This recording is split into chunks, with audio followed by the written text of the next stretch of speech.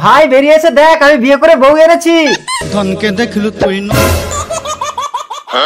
এ তো হুবহু তোমার মতো দেখতে। দেখো তুমি আবার ভুল করে ভাইকে নিয়ে ঘরে ঢুকে যেও না কখনো। কোনোদিন যদি আমার চরিত্র খারাপ দেখো, আমাকে মাটি খুঁড়ে পুঁতে দেবে, আমি কিচ্ছু বলবো না। কিন্তু আমি আসল নকল চিনবো কি করে স্বামী? এটাই তফাৎ, ভাই কথা বলতে পারে না আর আমি কথা বলতে পারি। ঠিক আছে, তোমরা দু ভাই স্নান করে এসো, আমি খাবার ব্যবস্থা করছি। চল ভাই স্নান করে আসি, জামা খোল।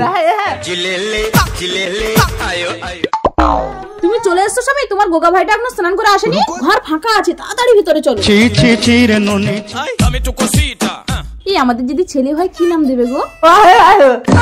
তুমি আমার স্বামী না, তুমি আমার স্বামীর ভাই।